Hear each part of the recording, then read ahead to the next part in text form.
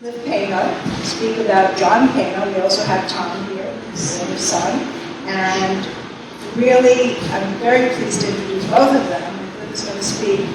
But the Paino collection was really one of the very first to arrive for this show.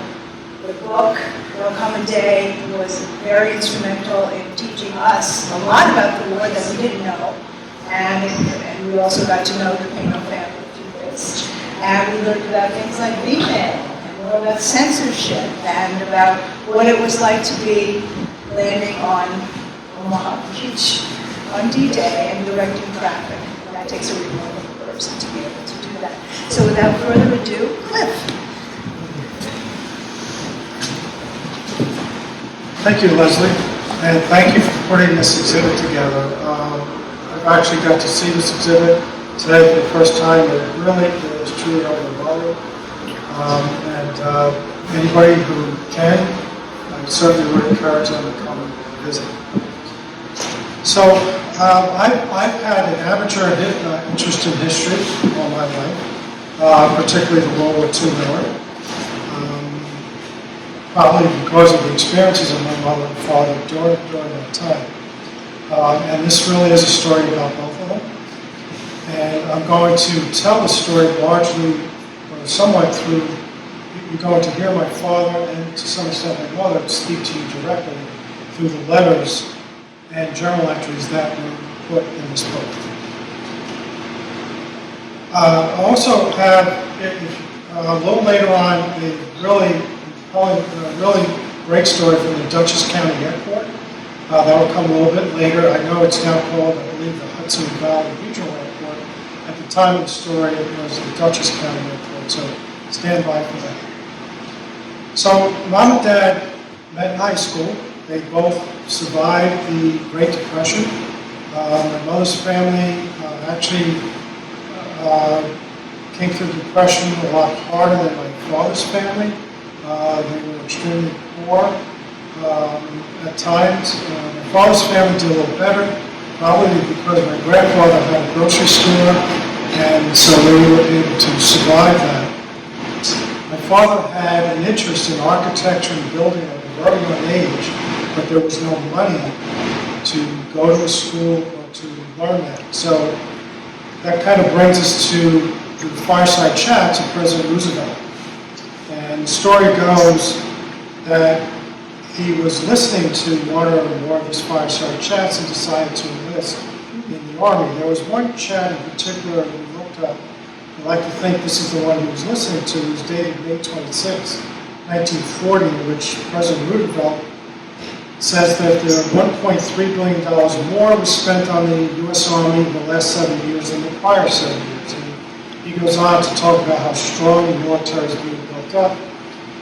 And to a young man who doesn't have much prospects in the way of jobs, probably thought maybe that's not a bad idea. So in October 1940, my father enlisted in the Army. And that's really the beginning of this book, There'll Come a Day, and many letters that were written to, at the time, his girlfriend and eventually his wife. So his first assignment was Edgewood Arsenal in Maryland, and this is a letter that he wrote in December of 1940. I was loaded on a truck with 17 other soldiers and was on the way to Seagirt, New Jersey for rifle training. The rifles had to be zeroed in. Marksmanship books were issued for us to keep our own score. Early one morning I was out with the company for amphibious training. We were issued hip boots and sent to a rowboat in the lake. We rowed for about 20 minutes and then headed to shore to simulate a beach life. Later that month, during the holidays, my mother and father decided to want to get married. So my father got furloughed, and the furlough lasted basically between Christmas and New Year. So this all had to be done very quickly. They had to find a ring. They had to find a priest that would marry them. And so this was all done within a few days. And the end of that story is they got married on New Year's Eve, 1940. Following that, in January 1941, my father was sent to Puerto Rico for more amphibious training. Now, what strikes me about this is, remember, the United States is not in the war yet, but for some reason, the U.S. military command felt that amphibious training was going to be necessary in the not too distant future. My dad's unit was part of the 16th Infantry at this point, and they eventually ended up back at Fort Devens in Massachusetts. It's not far from here, along Route 2 in northern Massachusetts. I recently looked it up. Apparently there's still a reserve forces training area there, so there must be still some kind of remnants. So in March 1941, he writes this letter to my mother. When the ship passed New York, the rumors began to fly. Some said the 16th Infantry would no longer be located at Fort J, New York. The permanent post would be Fort Devens, Massachusetts. This rumor happened to be correct. The 16th Infantry arrived at their home base along with the rest of the 1st Division, Fort Devens. The soldiers occupied old CCC barracks, and new ones were built further. There was bayonet training, close order drill, and long hiking. Sometimes orders were given to change uniforms 4 times a day. If men were wearing Class A uniforms, orders would be given to fall out in 10 minutes with fatigues like field pain. My father refers to the CCC, which of course was the Civilian Conservation Corps, one of President Roosevelt's programs to create jobs and fight the Depression, along with the WPA. And looking at what was going on in Europe at this point, again, the United States is not in the war yet, but France is occupied by Germany. We've got the Vichy government set up. England is hanging on by a thread. I believe that was the Battle of England, which was basically an air battle. And so that's what was going on. So it brings us to our next fireside chat, in which President Roosevelt uses the term, quote, an unlimited national emergency exists. And that got people talking, for sure. So my father writes a couple of notes here to my mother in the spring of 1941. News on the radio now, don't let it worry you. Just now, I'm a non-combatant. In time of war, we would do intelligence work. Next note, passes will be issued. I'll try and see you this weekend. It's too bad for the fellows who were expecting to get out shortly. No more discharges. We've been teasing the 1-year boys. There's one corporal whose enlistment expired, but he's serving his bad time. Now he has to stay in the Army. I think this will be all over by the time my enlistment ends. Guess you've been worried about current events. Don't let it bother you. Everything will be all right. The President has foresight to do a thing like that now instead of waiting for the last minute. Germany will be afraid of us. Following this, my father's unit then is sent to North Carolina for maneuvers, land maneuvers. It's also known as war games. This is in the summer of 1941. There was an article as the troops were being sent back to the Northeast following these maneuvers. There's an article in the New York Times that refers to the troops as they passed New York. They were yelling down at people apparently, or shouting they wanted to find out how the Dodgers and Giants are doing it. So, that brings us to December 7th, 1941. I'm sure all you are aware of the momentous date that is in U.S. history. And what's incredible about this next letter is being written, apparently is being written as news is coming in about the Pearl Harbor attack.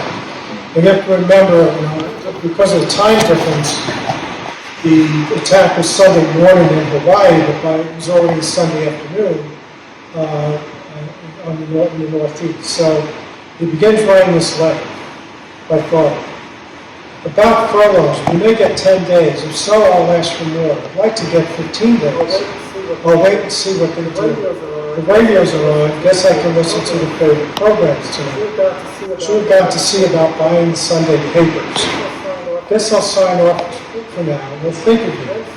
And then suddenly, in quotes, and an exclamation point, he writes, furloughs canceled. My father was then sent to a German POW camp in Tennessee. This is in the summer of 1942. My mother has to go back to New York. When she goes back, she announces she's pregnant. So the separation now is even getting more intense between the young couple. My father writes this in September 1942. Would you want me to get an emergency furlough? The Red Cross may investigate. I think we have enough cause for a furlough. In January 1943, my sister was born. My father now is at a POW camp in Aliceville, Alabama, so he's not able to be there when his first daughter was born, his first child. So he writes this letter to my mother. So you did it. You're wonderful. It makes me so happy. I got the wire this AM about 11 o'clock. It didn't say anything about you. I hope you're okay. You came just about on time, didn't you? You figured it for the 13th. They didn't have to operate, I hope. A girl, and we wanted a boy. Well, the way this new generation is progressing, it doesn't make any difference, does it? Well, we didn't see 222. I hope our plan works. When you're ready to leave the hospital, you'll have the doctor order the Red Cross to send for you. I just sit tight and act surprised when I'm given a furlough through my CO. So at this point now, my mother now wants to be with him. He's in Alabama, so she somehow makes her way down to Alabama in March of 1943. But before she makes that trip, she writes a quick note to my father. This is my mother writing. I had a very realistic dream about you last night. I am handing the baby to you for the first time. I saw the three of us so plain. I recall saying to you, dear, you must put your arm this way. You're not holding her head properly. Oh, John, I can hardly wait until I can be with you. I realize how terrible it must feel not to be able to see our little daughter. So she goes down, she's got the baby now, and the story that I got was they're walking around, it's March, it's already hot in Alabama. She's walking around the baby, it's a hot sunny day. They don't know where she's going to stay, so my father sees a shingle for a doctor's office at a home. So he knocks on the door, the doctor comes to the door, and the first thing he sees is the young woman with the baby. He says, all right, first of all, get those two inside, it's very hot out. They get inside, he says, look, I know someone on the other side of town. This is Anniston, Alabama. She may be able to put you up for a night or two. Talking about her mother and the baby. So he makes the phone call. Her name is Fanny. It's a name that became integral to our family stories. So they go over there, and Fanny sees the situation. She says, all right, I can put you up for a night or two. Why don't you two get something to eat? You were hot, you were tired, talking to my mother and father. I'll watch the baby while you do it. So they go down to the diner and they come back. As they come back, my sister, baby, is lying in Fanny's arms in a rocking chair, asleep. So this began a lifelong friendship between my mother and Fanny. I'll get a little bit more to that later. At this point, my father then has moved again. He's moved to Blackstone, Virginia in September 1943, and he's assigned to the 214th MP Company. It's military police. Of all the units my father was in during this time, he most identified with that 214th MP Company. Again, we'll get to that a little bit later. So this is a base called Camp Pickett. He writes this letter to my mother in September 1943. I guess you better go back to New York. We are scheduled to go on maneuvers starting Sunday, and anyway, this is a combat outfit. He's expected to go overseas. We're working now in cooperation with the Navy for amphibious training. We're going out tonight for a couple of hours for some training on climbing down cargo nets. I wouldn't doubt those so-called maneuvers are the real thing. I'm glad to get into an MP company. Okay, so he continues to work on these maneuvers. Against the fall of October 1943. He describes his role a little bit in this next letter, but MPs were basically assigned to make sure soldiers were going to the right place, make sure non-soldiers were not going into restricted areas and all that. So he writes this short note to my mother. This maneuver is even better than we anticipated. The problems start tomorrow, Sunday. Our job is to enforce the laws of the restricted and reserved areas here on the beach during the coming problem. These civilians who live down here are not to interfere with the training. It will be our job to keep them away, close certain roads, etc. My father refers to problem in these letters now, and apparently that was used by the soldiers because of the significant military activities that were going on now. They were called problem instead of going into any other detail. My mother now takes a train ride down to Virginia to be with him, and they find out the problem there. So she's constantly going back and forth to all these places. That, of course, didn't last long. So in the winter, 1944, my father was sent overseas to southern England, and clearly troops were now being sent to this area to prepare for the D-Day invasion of France. At this point, all my father's letters came in what's called V-mail, and we have a whole bunch of these letters we kept in his family, and some of them on the display over there. That's to, of course, for Victory Mail, and a lot of these, well, probably all of them had to go through a censor. And my father always joked after the war, he would show some of these letters and fold it out, and there'd be all these things cut out. And his favorite letter was the one that started, Dear Mary. The entire letter was cut out, and at the end it said, Love John. So that was that.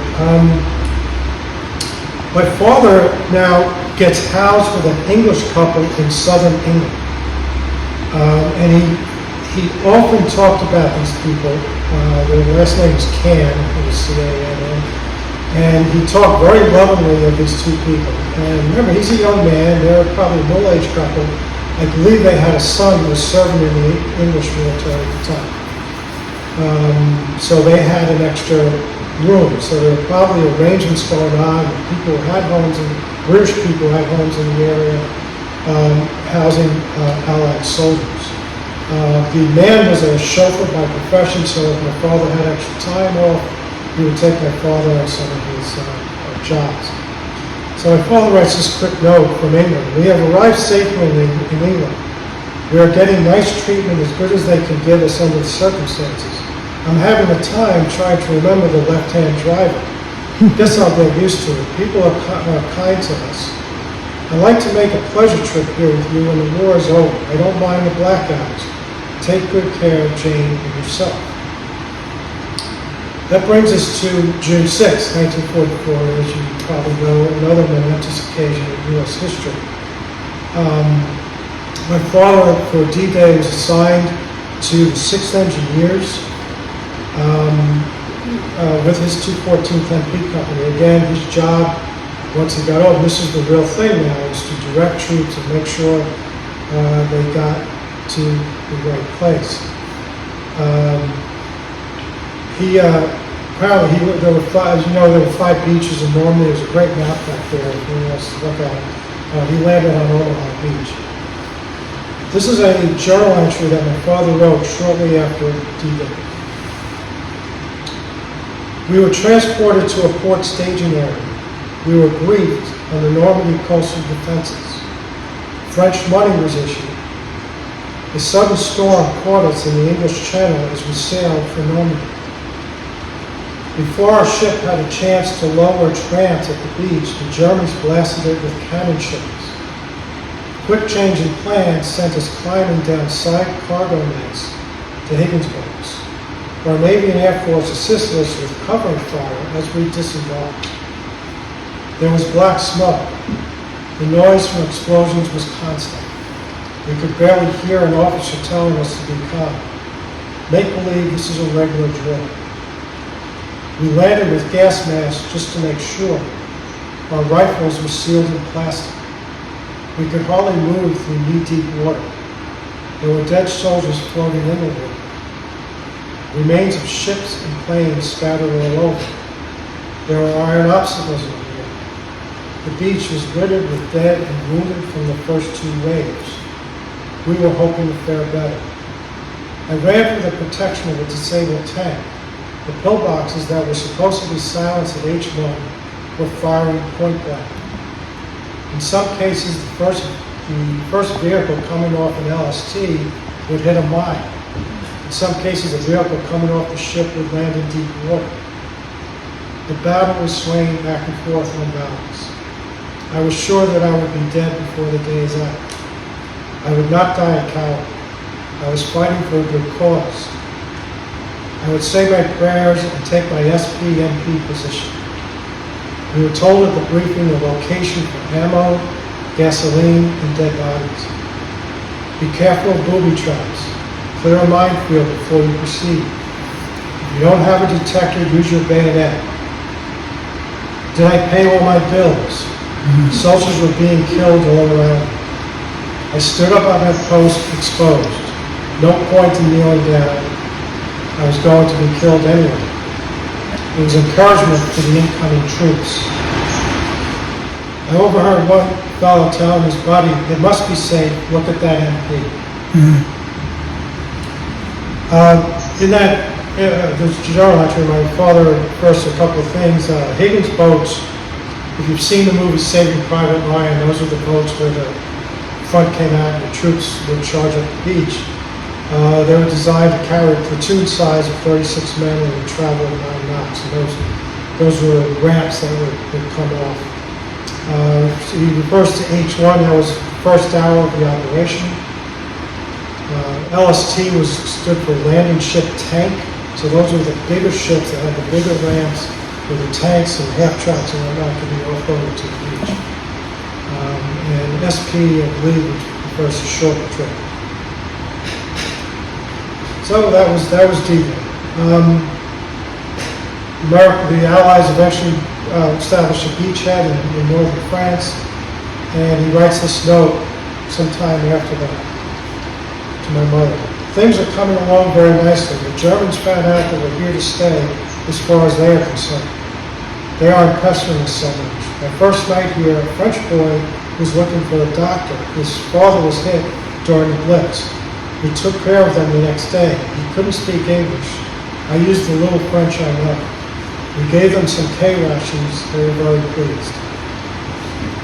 K-rations were these little things in tins. It's food in a tin can. I think we still have some. If I'm not mistaken, the shaker is still a hard food. Getting back to stateside, so what's my mother doing? She has the baby. She decides to move back to Alabama with Fanny. Her and Fanny had such a connection that she wanted to move back with her to live out the war. So she does that. And what I find so interesting about the story at this point, you've got these two young people both being taken care of by these older people on two different continents. As this wave of geopolitics flows above them. So my sister Jane's getting older now, and she's old enough to walk around, and her only connection with her father at this point are the pictures that she has. So she'll go up to a picture and say, "Dad." Also, Fanny managed to get my mother a job at a local factory. My mother always liked to work. I know this about her all her life. She worked right to the end, so that actually makes sense. And probably would take her mind off the fact that her husband was fighting overseas. So in October 1944, my father at this point, he's had it. He wants out of the war, he wants out of the army.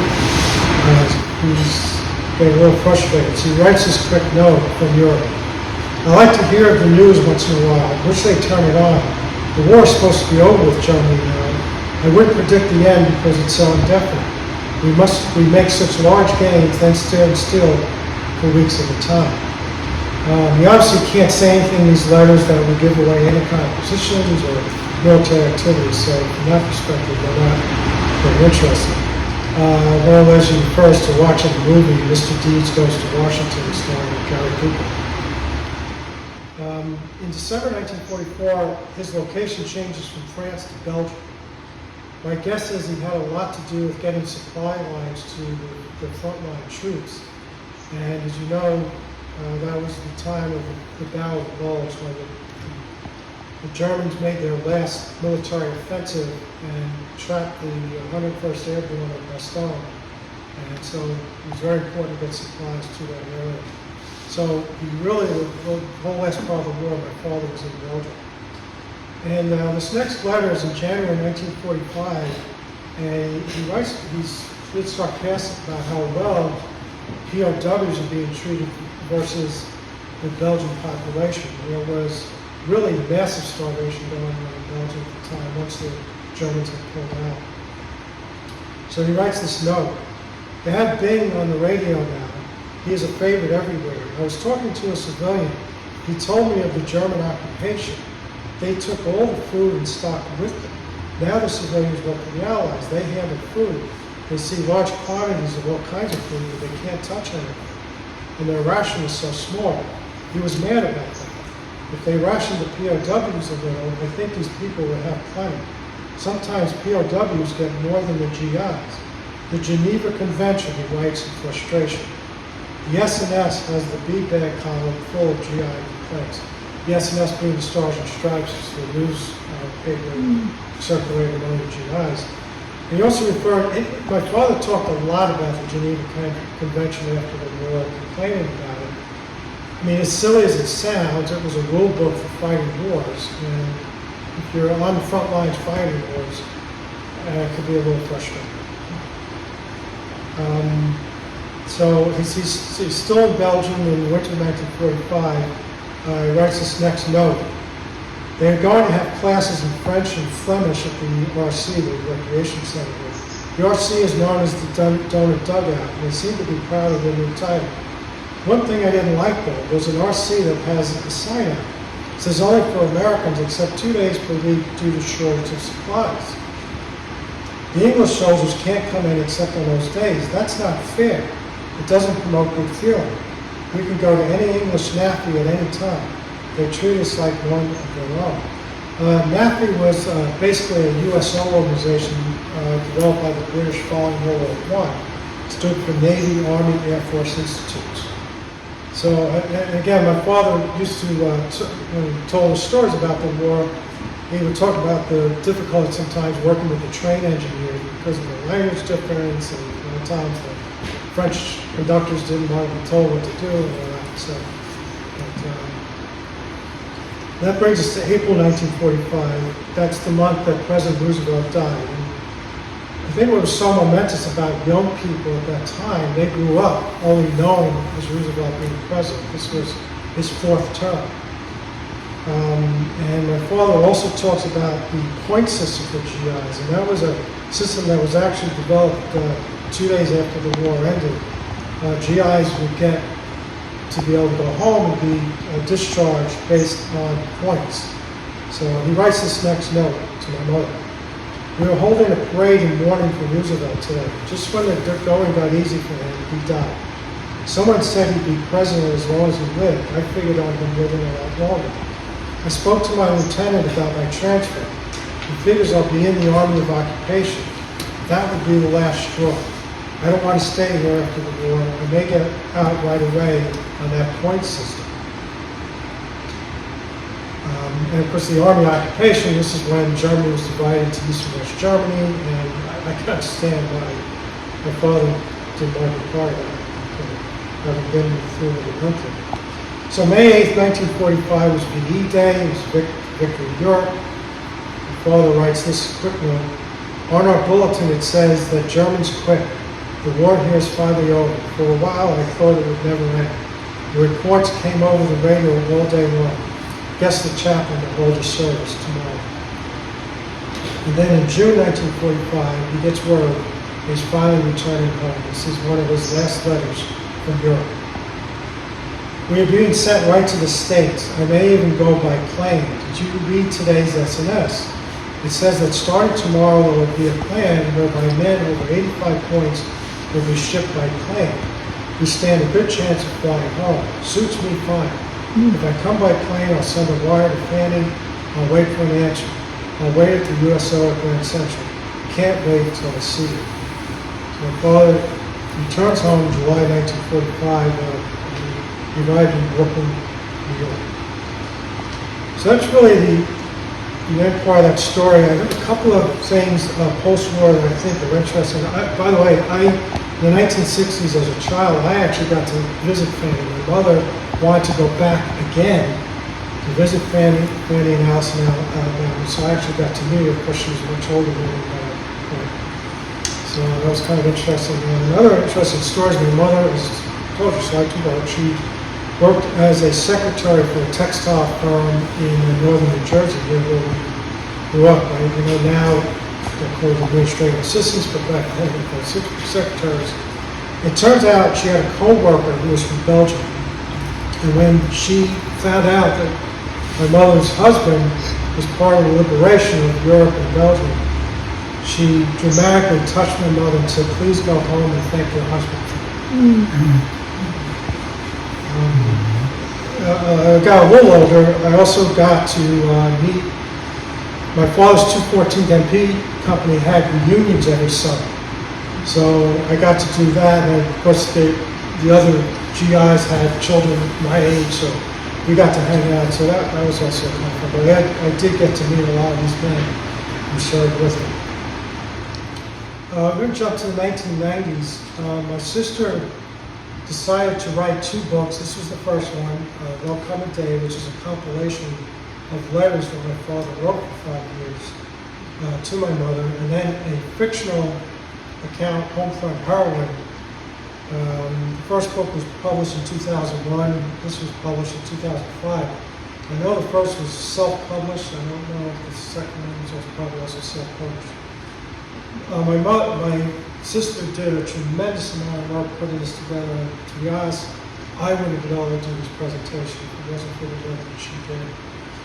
But anyway, the story that ties into this, the Dutchess County Airport, which is now the Hudson Valley Regional Airport. In 1995, it was the 50th anniversary of the end of the war, decided to have a World War II air show. So we said to my mother and father, "Want to go?" And they said, "Yeah, sure, let's go." So we drove up there. And it was really a sub-show. Of course, my father got in for free, he was a veteran. And we walked in, they had a lot of things like this, showing uniforms of all the combatants, the Americans, Germans, Japanese. There were tanks, all kinds of military trucks. There was a huge plane. I don't know for sure, I'm going to assume it was a B-1 bomber. So we're looking at all this, and at some point, there was a lot of commotion. They said, "Oh, you got to back off the runway. There's going to be an air show." So we all back up, and so this air show starts. And these planes, those World War II planes take off. And we're hearing machine gun fire. There's a huge fireball, like somebody had dropped a bomb. All this stuff is going on. And I'm looking at this going, wow, this is fantastic. I'm just enjoying the show, especially as a historian.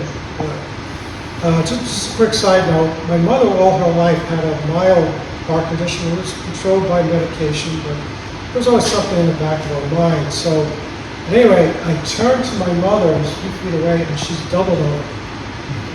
And I assumed she got too excited because of the noise and all that stuff. So I run over and I grabbed her. I said, "Mom, it's just a show. It's okay. Don't worry about it." Well, I didn't realize that she got up. She looks at me and there's tears coming down her eyes. And she looks at me and says, "You don't understand. You don't understand what it was like. It was 5 years. I didn't know if he was coming back alive.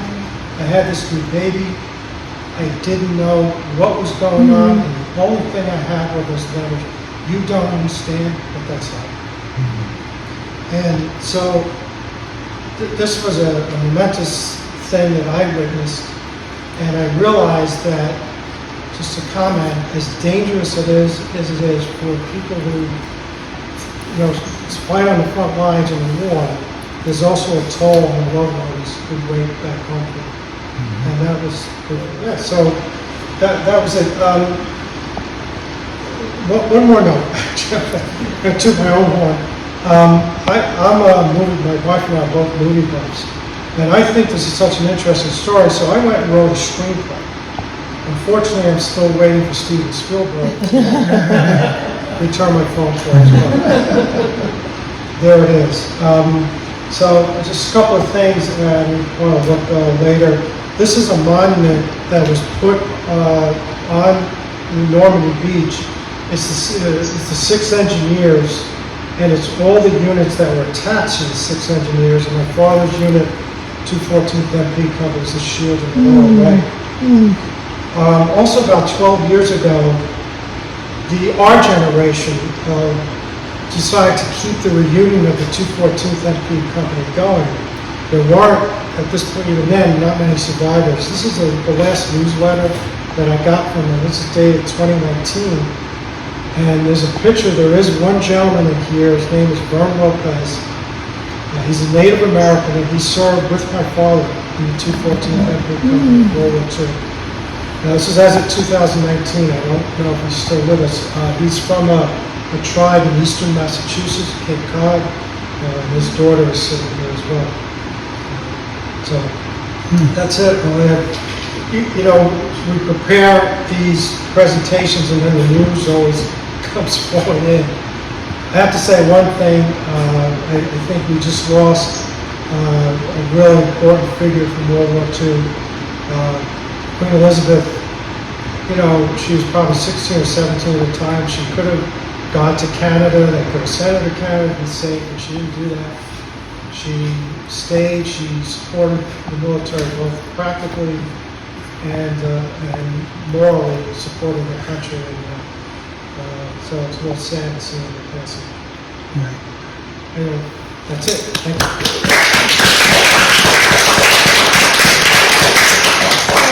I'll answer any questions that I can, and again, this is a really wonderful exhibit. You should go around. Most of my father's stuff is up front, but there's fantastic stuff around. How did servicemen and women, I guess, acquire points? What was that based on? Achievements or merit or time? Yeah, so the point system you're talking about? Yeah, actually, I looked it up. So, it turns out there was a point, it says here, each battle star decoration earned a soldier 5 points. Soldiers were awarded 12 points per dependent. So we had a dependent, so we had 12, 5, and then, it's not here, but I also believe you got 1 point for every month you were in the Army. So remember, my father enlisted before the war started, so you had all those months. 5 times 12, 60 plus these, so you had the over the 85 points. It's a good question. I was going to say thank you for mentioning Queen Elizabeth, Oh. because that's always struck me how she participated in the war. Yeah.